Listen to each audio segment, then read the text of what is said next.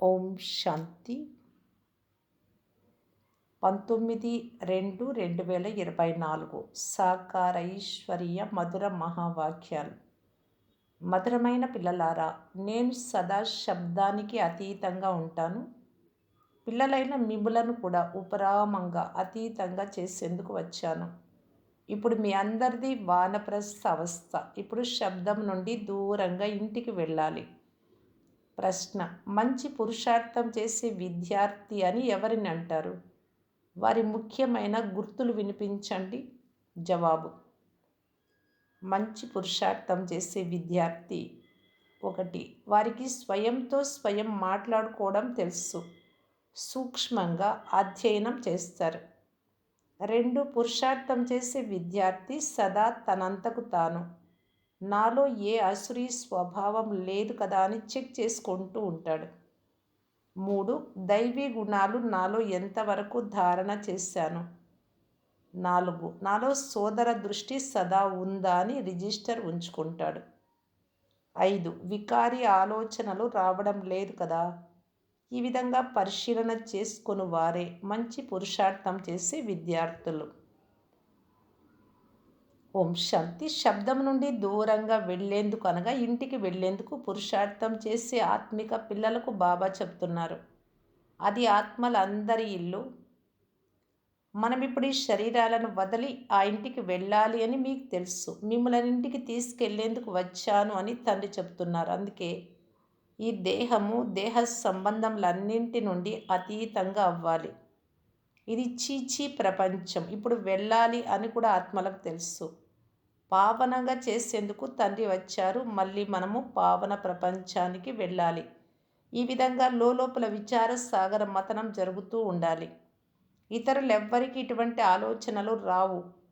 మనము స్వయం మనస్ఫూర్తిగా ఈ శరీరాన్ని వదిలి ఇంటికి వెళ్ళి మళ్ళీ నూతన ప్రపంచంలో నూతన సంబంధంలోకి వస్తాము అని మీకు తెలుసు. ఈ స్మృతి కూడా చాలా కొద్ది మందికి మాత్రమే ఉంటుంది. పిల్లలు, పెద్దలు, వృద్ధులు మొదలైన వారందరి ఇంటికి వెళ్ళి మళ్ళీ నూతన ప్రపంచంలో పవిత్ర సంబంధంలోకి రావాలి అని తండ్రి చెప్తున్నారు. ఇప్పుడు ఇంటికి వెళ్ళేందుకు సిద్ధం అవుతున్నాము అని పదే పదే మీ బుద్ధిలో మెదులుతూ ఉండాలి. ఎవరు చేస్తారో వారే వెంట వస్తారు. ఎవరైతే ఇప్పుడు ఈశ్వరార్థం చేస్తారో వారే నూతన ప్రపంచంలో పదమాపదం పతులుగా అవుతారు. వారు ఈ పాత ప్రపంచంలో అపరోక్షంగా చేస్తారు. ఈశ్వరుడు ఇందుకు ప్రతిఫలం ఇస్తారు అని భావిస్తారు. వారికి అల్పకాలిక క్షణభంగుర సుఖం లభిస్తుంది అని తండ్రి అర్థం చేస్తూ ఉన్నారు. ఇప్పుడు నేను వచ్చి మీకు సలహా ఇస్తున్నాను. ఇప్పుడు మీరు ఏదైతే ఇస్తారో అది మీకు 21 జన్మలకు 16 రెట్లుగా లభిస్తుంది. గొప్ప ఇంటిలో జన్మ తీసుకుంటాము అని, నారాయణుడిగా లేక లక్ష్మిగా అవుతాము అని మీరు భావిస్తారు. మరి అంత శ్రమ చేయాలి కదా. మనము ఈ పాత చీచీ ప్రపంచం నుండి వెళ్ళేందుకు తయారవుతున్నాము. ఈ పాత ప్రపంచాన్ని, ఈ పాత శరీరాన్ని వదలాలి.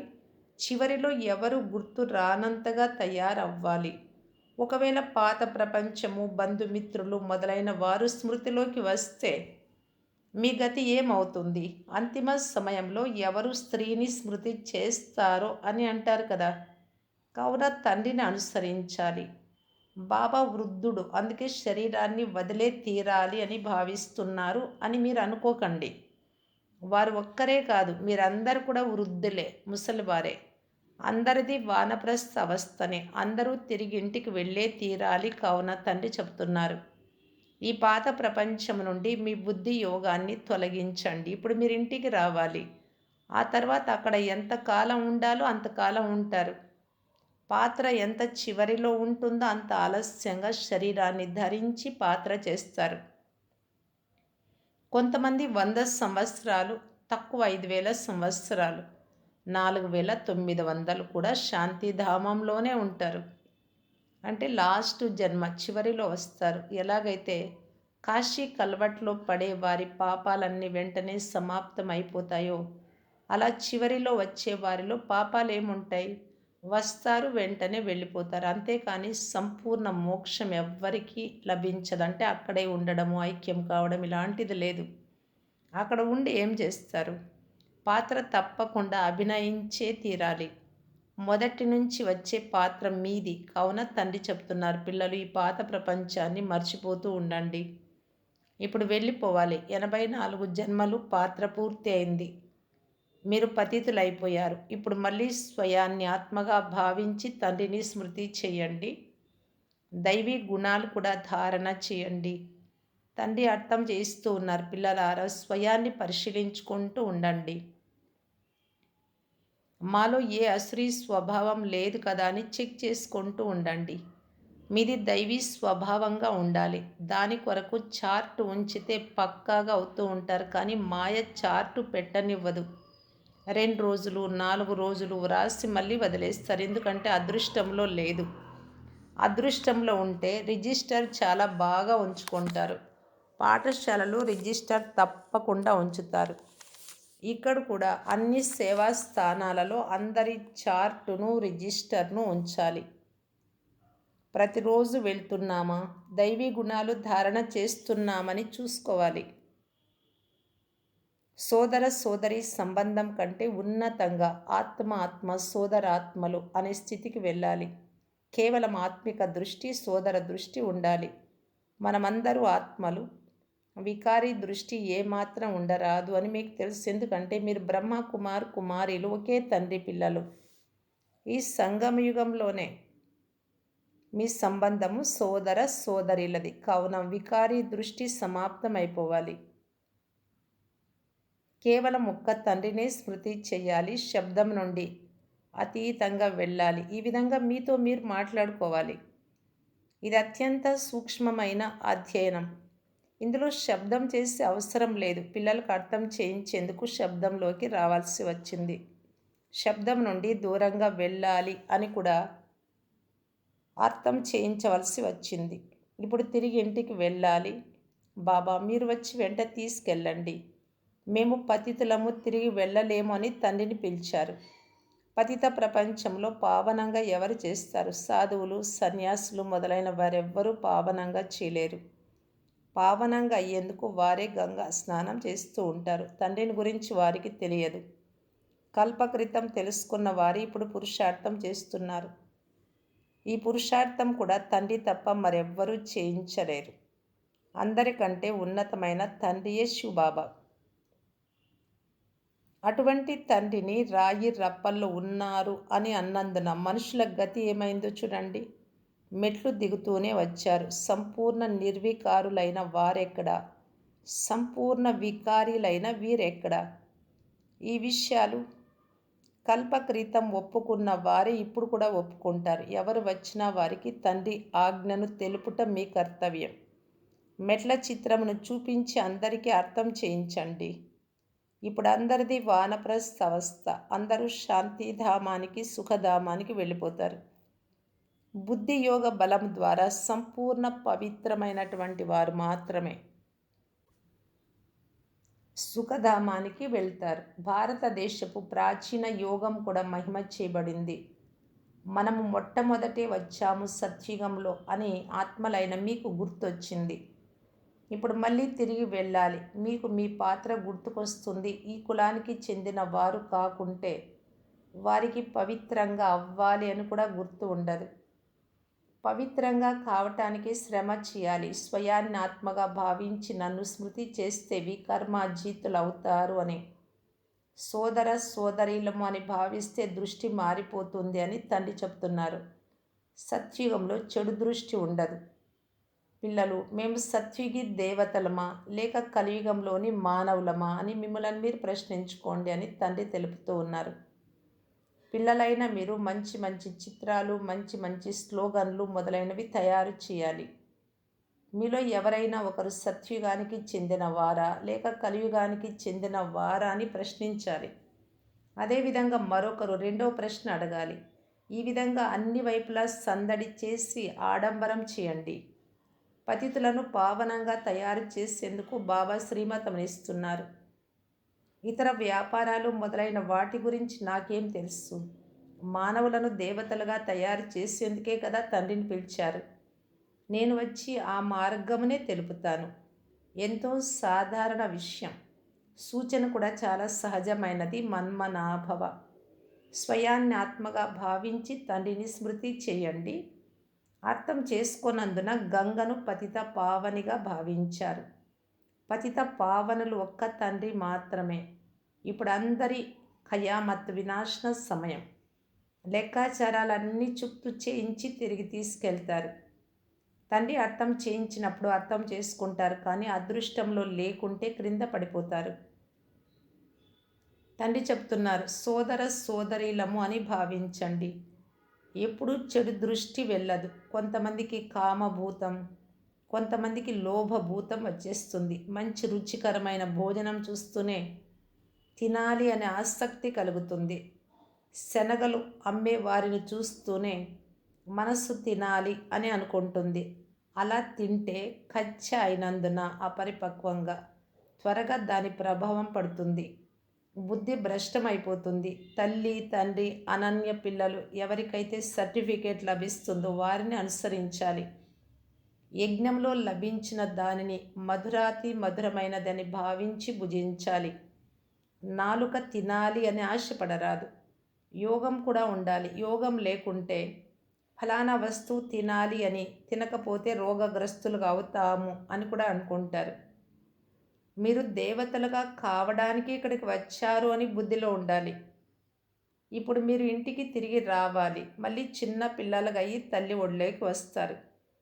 తల్లి ఆహార పానీయాల ప్రభావం శిశువుపై కూడా పడుతుంది. స్వర్గంలో ఇలాంటి విషయాలు ఏవి ఉండవు. అక్కడ అన్ని వస్తువులు ఫస్ట్ క్లాస్గా ఉంటాయి. మీ కొరకు మీ తల్లి కూడా మంచి ఫస్ట్ క్లాస్ వస్తువులే భుజిస్తుంది. వాటి సారమే మీ కడుపులోకి వస్తుంది. అచట లభించేవన్నీ ఫస్ట్ క్లాస్గా ఉంటాయి. జన్మించినప్పటి నుండి ఆహార పానీయాలన్నీ చాలా శుద్ధంగా ఉంటాయి. కావున అటువంటి స్వర్గంలోకి వెళ్ళేందుకు ఏర్పాట్లు చేసుకోవాలి కదా. తండ్రిని స్మృతి చేయాలి. తండ్రి వచ్చి తిరిగి బాల్యావస్థను సతో ప్రధానతను కలుగజేయడం చేస్తారు. సైన్స్ వారు కోతులలోని కొన్ని గ్రంథులను మనుషులలో ప్రవేశపెడతారు. దీని ద్వారా వారు యువకులుగా అయిపోతామని భావిస్తారు. ఎలా ఆపరేషన్ ద్వారా పాత గుండెను తీసి క్రొత్త గుండెను వేస్తారు, అలా తండ్రి వేరే గుండె వేయరు. తండ్రి వచ్చి పరివర్తన చేస్తారు. మిగిలినవన్నీ సైన్స్ మాత్రమే. దీని ద్వారా బాంబులు మొదలైనవి తయారు చేస్తారు. ఇవి ప్రపంచాన్ని వినాశనం చేసే వస్తువులు. తమో ప్రధానమైన బుద్ధి కదా. ఇది కూడా భవిష్యత్తు భాగ్యము అని వారు ఆనందపడతారు. బాంబులు తప్పకుండా తయారు చేయవలసిందే.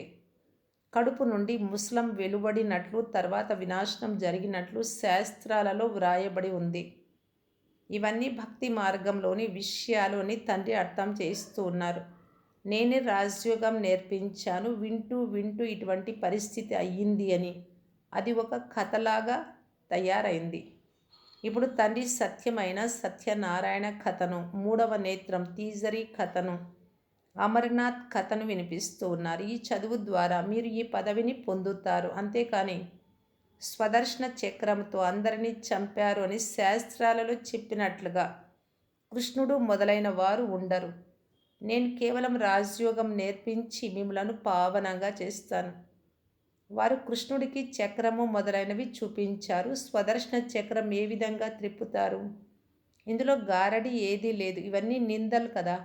ఇది మళ్ళీ అర్ధకల్పం నడుస్తుంది. ఎంత అద్భుతమైన నాటకం.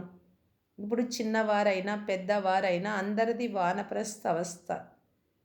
ఇప్పుడు మనము వెళ్ళాలి కనుక తండ్రిని స్మృతి చెయ్యాలి, ఇంకేవి గుర్తు రాకూడదు. అలాంటి అవస్థ మీకు ఉన్నప్పుడే ఉన్నతమైన పదవిని పొందగలరు. నా రిజిస్టర్ ఎంతవరకు బాగుంది అని మీ మనస్సును మీరే ప్రశ్నించుకోండి. వీరు రోజు చదువుతారా లేదా అనేది రిజిస్టర్ ద్వారా తెలుస్తుంది. కొందరు అసత్యం కూడా చెప్పేస్తారు. సత్యమునే చెప్పమని తండ్రి అంటారు. చెప్పకపోతే మీ రిజిస్టరే చెడిపోతుంది. భగవంతుడితో మేము పవిత్రంగా ఉంటాము అని ప్రతిజ్ఞ చేసి ప్రతిజ్ఞ పైన నిలవకపోతే మీ గతి ఏమవుతుంది? వికారాలలో పడిపోయారు అంటే ఆట సమాప్తం అయిపోతుంది. మొదటి నెంబర్ శత్రువు దేహ అభిమానం, తర్వాత కామము, క్రోధము. దేహ అభిమానంలోకి రావడం నుండి వృత్తి చెడిపోతుంది. అందుకే దేహి అభిమాని భవని తండ్రి చెప్తున్నారు. అర్జునుడు కూడా ఇతడే కదా. బ్రహ్మబాబా: ఇది కృష్ణుడి ఆత్మయే. అర్జునుడు అనే పేరు ఏదీ లేదు. పేర్లు మారుతూ ఉంటాయి. ఆత్మ మరో శరీరంలో ప్రవేశించినప్పుడు పేరు మారుతుంది. ఈ వృక్షం మొదలైనవన్నీ మీ కల్పన అని మనుషులు అంటారు. మనుష్యులు ఏది కల్పన చేస్తారో అది కనిపిస్తుంది. ఇప్పుడు మేము వెళ్ళి స్వర్గంలో చిన్న బాలుడిగా అవుతాము అని పిల్లలైన మీకు చాలా సంతోషం కలగాలి. తర్వాత నామ, రూప, దేశ, కాలంలన్నీ క్రొత్త ఉంటాయి. ఇది అనంతమైన నాటకం, తయారు చేయబడి తయారవుతున్న డ్రామా. జరగాల్సి ఉన్నప్పుడు ఇక మనం ఎందుకు చింతించాలి? ఇప్పుడు పిల్లలైన మీ బుద్ధిలో డ్రామా రహస్యం ఉంది. ఇది బ్రాహ్మణులైన మీకు తప్ప ఇంకెవ్వరికీ తెలియదు. ప్రపంచంలో ఈ సమయంలో అందరూ పూజారులే. పూజారులు ఉన్న చోట ఒక్కరు కూడా పూజ్యులు ఉండరు.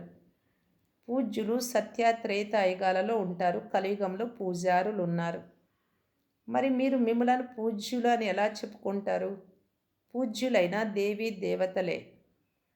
మనుష్యులు పూజారులు. పావనంగా తయారవ్వాలి అంటే నన్ను ఒక్కరనే స్మృతి చేయమనే ముఖ్యమైన విషయాన్ని తండ్రి అర్థం చేయిస్తారు. డ్రామా అనుసారం ఎవరు ఎంత పురుషార్థం చేస్తారో వారు అంతే చేస్తారు.